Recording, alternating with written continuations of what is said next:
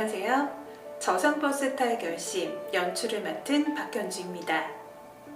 저상버스 탈 결심은 저상버스를 타는데 걸리는 시간을 상황별로 체크를 해봤는데요. 얼마나 소요되는지 미리 알게 된다면 교통약자, 비교통약자 모두 저상버스를 이용하는데 좋을 것 같다는 생각을 했습니다. 시작은 강서구청 지원을 받아서 미디어 소외계층 대상으로 제가 강의를 맡게 됐는데요. 교육 참여자분들이 영상 주제를 기획하는 단계에서 저상버스 이용에 대한 관심이 아주 많았습니다. 끝으로 중간중간에 나오는 1111번 버스 숫자에 대해서 이야기를 좀 해보고 싶은데요. 11월 11일은 지체장애인의 날이기도 합니다. 지체장애인들의 직립을 희망한다는 그런 의미를 담아서 1111번 버스로 결정하게 됐습니다. 감사합니다. 저상버스 탈 결심. 저상버스는 엘리베이터와 함께 대표적인 무장애, 베리어 프리 시설로 차체가 낮고 계단이 없는 버스를 말합니다. 서울시는 2022년 7월 기준으로 저상버스를 2025년까지 시내버스 운행 가능 노선 100% 도입을 목표로 하고 있는데요. 교통약자의 저상버스 이용 활성화를 위해 저상버스 탈 결심을 준비해봤습니다. 저는 버스를 주로 많이 이용하는데 한 번도 장애인분 탑승하신 걸 본 적이 없어요. 저는 버스랑 지하철을 많이 이용하는데 버스를 아무리 타도 저상버스에 장애인분들이 타시는 걸 본 적이 별로 없어가지고 많은 분들이 그걸 잘 이용하지 않으시는 것 같더라고요. 저는 사실 한국에서는 없고요. 한국에서는 진짜 저상버스 도입이 된 지가 꽤 오래된 것 같은데 한 번도 못 봤어요. 근데 캐나다 있을 때 한 1년 정도 있었을 때는 거의 항상 본 것 같아요. 되게 출퇴근 시간대도 되게 잘 이용하시고 누구도 눈총 주지 않고 있었던 것 같아요. 제가 알기로는 저상버스나 이런 게 도입되면서 오히려 승차, 하차 할 때 다치는 비율이 확 줄은 걸로 알고 있거든요. 그래서 장애인들의 이동권이 되게 보장이 되었을 때 저희도 같이 이득이 되는 점이 많지 않나 이런 생각을 하고 있습니다. 제가 버스를 타고 있었는데 약간 버스가 아래쪽으로 기울면서 우측 문이 열리더니 장애인 분들께서 탑승을 하시더라고요. 그래서 휠체어를 가지고 탑승을 하시는 분이었는데 버스가 조금 움직이는 시간이 있어서 조심스럽게 탑승을 하시고 그리고 자리에 가셔서 고정하는 그런 과정들이 또 있더라고요. 그런 식으로 제가 한번 목격한 적이 있었습니다.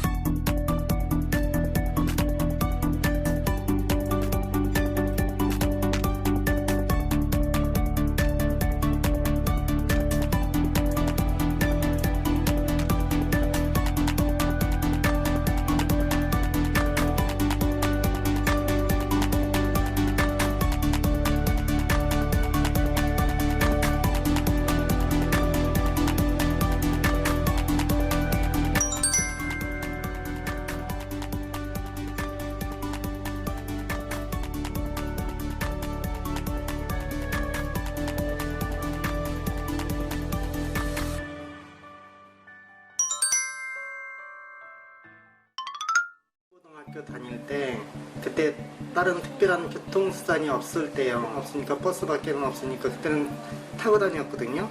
안내양도 있고 그분들이 가방도 들어주고 또 부추기도 주고 그래갖고 사용하는데 큰 불편은 없었어요.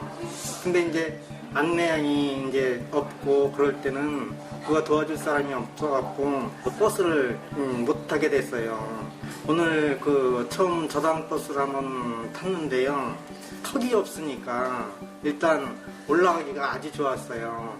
그리고 이제 왼쪽 손잡이가 있어가지고 손잡이를 잡고 올라가는데 거의 불편을 못 느꼈어요. 한번 타봤는데 너무너무 좋고 다음에는 한번 이용해 봐야 되겠다 하는 그런 생각을 가졌습니다. 저는 중도장애인으로 그전에는 버스를 많이 이용했습니다. 장애인이 되고 나서는 버스를 타볼 엄두가 못 났었는데 이번에 버스를 타게 돼서 감회가 참 새로웠습니다.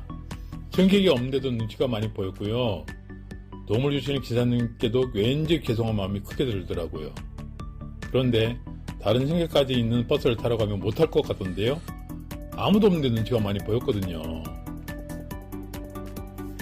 아이들 데리고 타거나 연세 많으신 어르신들이 타거나 그럴 때 보는 사람 입장에서도 마음이 편안하고 안정돼요. 예전에는 이렇게 계단이 2개인 버스를 타는 어르신들 타는 걸 보면 좀 위험하다는 생각을 가끔 하고 보고 있으면 좀 마음이 불편하고 그랬는데 저상버스는 편안하니까 기사님들께서 잘 승강장 가까이만 잘 대주신다면 장애인이든 비장애인이든 모두 편안하게 잘 이용할 수 있을 것 같아요. 장애인분들은 제가 1년에 지금 한 4-5분 정도 뵙고 연세 많은 분들은 좀 많이 타고 이용하고 있습니다. 일반인들은 그냥 일반이랑 똑같이 대응하는 것 같아요. 노란 좌석에 특히 앉아 계신 분들한테 좀 양보를 좀 구하는 편이고요. 그러면 일반인들은 좀 뒤에 자리가 비었으면은 뒤로 많이 이동을 하시고 제가 가서 그러면 노란 의자에 있는 그 의자를 접어가지고 장애인분들을 그걸로 이제 유도를 하죠. 연세 많이 드신 분이나 좀 불편하신 분들은 내리실 때 먼저 일어나지 마시고 배를 누르는 다음에 차가 완전히 선 다음에 일어나시면 제일 좋겠습니다. 왜냐하면 저희들도 차 안에서 일어나는 사고를 보면은 자리에서 먼저 일어나가지고 하는 바람에 그 차 안에서 넘어지는 사고가 빈번히 일어나고 있는데 꼭 배를 누르고 차가 완전히 정차한 다음에 일어섰으면 좋겠습니다. 가끔 보면은 왼쪽에 그 손잡이가 없는 그런 경우도 있더라고요. 그래서 손잡이 같은 경우는 제대로 다 양쪽으로 다 돼 있으면은 그 이용하는데 불편이 없겠습니다. 예전보다는 좀 많이 좋아지긴 했어요. 그런데 아무래도 휠체어는 지금 수동 휠체어 같은 경우에는 전동 휠체어하고 틀려서 좀 많이 가볍습니다. 그러다 보니 안전장치가 물론 돼 있겠지만 그래도 앞에 보니까 손잡이 같은 게 없더라고요. 그래서 이게 이제 공간을 많이 차지하기 때문에 손잡이를 안 만들었다라는 생각은 하지만 그래도 접이식으로 만들어서 가는 내내 이렇게 좀 의지할 수 있는 그런 거를 좀 만들어 주셨으면 좋겠다는 생각이 듭니다. 기술적으로 가능할지는 모르겠지만 저상버스 내 전동 일체로 충전할 수 있는 시스템이 있으면 좋겠습니다. 지하철에도 보면 역사 내 충전이 가능하지만 열차 내에는 없는 걸 보아 쉽지는 않겠지만 이동간 충전하는 시스템이 있으면 참 좋을 것 같아요. 저상버스 이용 환경 개선점에 대한 여러 의견을 들어봤는데요. 저희는 추가로 버스 정류장과 연계한 스마트폰 교통약자 접수 시스템 기능을 제안하고자 합니다. 이것은 바로 다음 정류장 도착 전 승객들에게 교통약자 탑승 예정임을 미리 안내받을 수 있는 시스템인데요. 교통약자 탑승을 미리 안내받게 된다면 저상버스 이용에 걸리는 시간을 줄일 수 있을 것이라고 생각합니다. 저상버스 탈 결심에는 여러분들에게 3분 30초의 여유가 필요합니다. 시청해주셔서 감사합니다.